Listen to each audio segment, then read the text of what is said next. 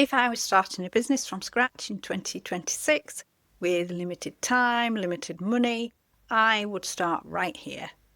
Not with a logo, not with a website, not with 47 Instagram posts and a whole load of stress. I would start with the fastest route to success, my first paying customer.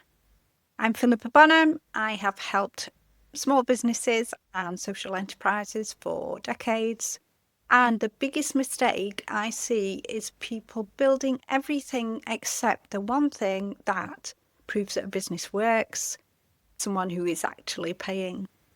If you don't get your first sale early, then what happens is that you start to overthink. You keep changing the ideas, spend money on things that really don't matter at this early stage, and your confidence takes a wobble. Today, I'm going to give you a simple plan that helps you to get your first paying customer and get some traction, even if you hate selling. Stick with me because in 5 minutes, I'm going to give the exact sentence that you need to ask for your first sale without feeling pushy. Step 1 is to pick one person with one problem that you can solve. So not everyone who needs help. It is one person, one problem. For example, that might be a busy mum who needs help with menu planning, maybe a high protein meal plan. It might be a local person who needs a new website or a website refresh. It might be a busy entrepreneur who needs some virtual PA support. When you get specific, this trains your brain and your brain relaxes. So you stop guessing and you start building something real and meaningful. Step 2 is to create a minimum offer. And that is one simple outcome that you can deliver in 7 to 14 days. So for example, it might be 3 healthy meals with a shopping list. It might be a 1-page website audit and fix list. It might be a 1-hour PA discovery call with an admin action plan. You don't need a business, you just need an offer that someone wants. Step 3 is to price it sensibly. So new founders often underprice because they're trying to buy confidence with cheapness. And your pricing needs to consider if it saves time, if it saves stress, if it reduces mistakes, then it is valuable. Price needs to make sure that you can do a proper job within a certain amount of time so that you're not resenting, you're not rushing, and you'll do a quality job. If you don't do that, then your clients won't return. If you're charging too little, then you're already annoyed and you'll need to adjust. For example, people who make cakes or sew garments, it takes a lot of time and effort. And I know you love doing it, but how many do you need to make to earn a living? How many can you make in a week or a month? Your price needs to reflect the amount of work that goes into those products. And so another example, I used to be really irritated how much baler twine I use for my horses. And I have loads left over in winter, it's everywhere, but I hate the thought of putting it in the bins. It's really strong twine, so it's really good for making hay nets. I know I'm horse obsessed, but this is relevant, honestly. The baler twine, it's strong stuff, but what on earth can you do? And I was making these hay nets and I thought maybe that's a little business opportunity. Hay nets made from recycled surplus twine that we usually just fill the bin. But it takes hours to make one hay net. Hay nets do not sell for a day's wage. So that idea needs rethinking or putting in the bin, the baler twine. Anyway, back to you. Remember, what we're aiming for is clients to return time and time again, rather than you consistently or constantly having to find new clients, which takes more time and more effort. For example, a nail tech, clients return on average every 3 weeks or so.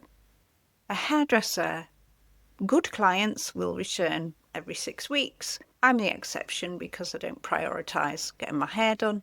But my friend goes every week, so that offsets my lack of interest in getting my hair done. I will improve. So farriers, for example, they will attend the horse every 4 to 6 weeks. So you get the gist. What you're aiming to do is have repeat customers.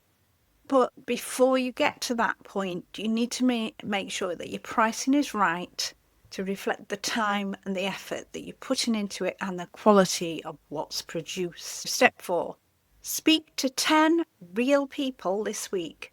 Not a general post on social media to the whole world so no one actually knows who you're talking to. An actual conversation with 10 people.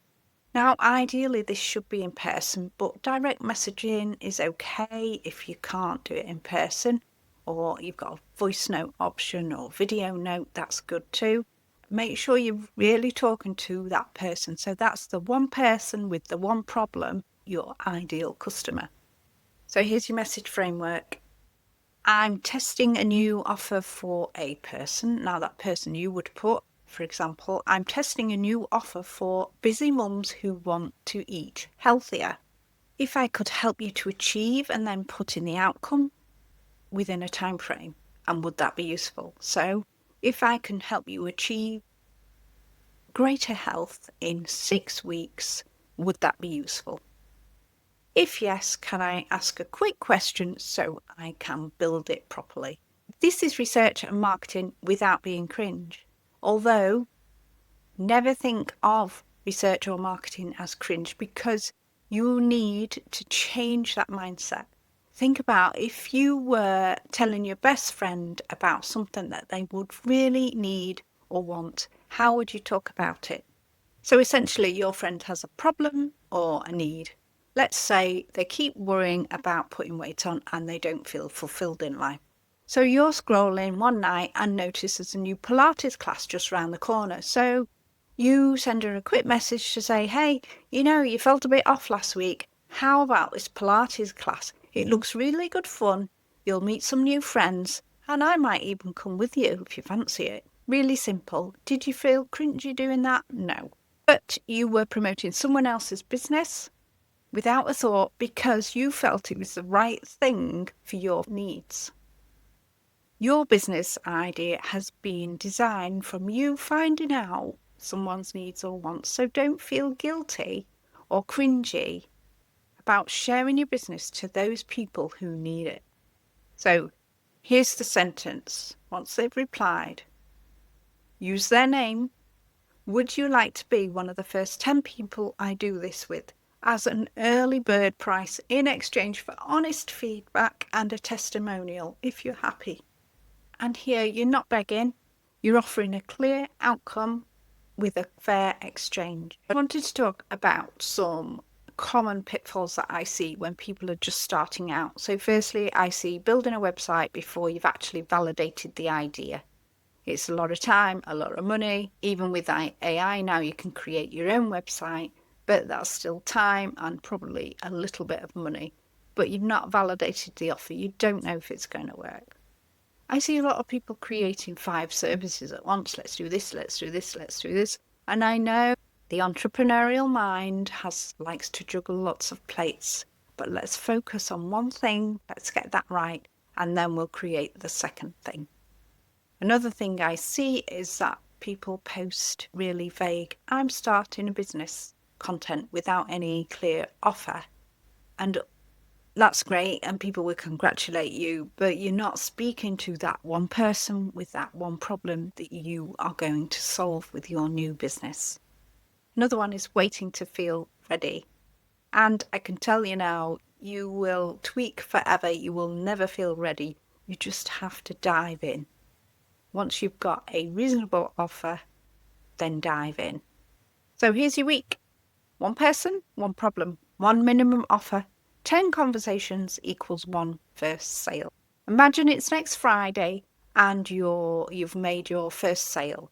Not massive money yet, but proof your confidence changes overnight. Do these steps and come back and tell me how you've got on. Thank you for listening. See you in the next one.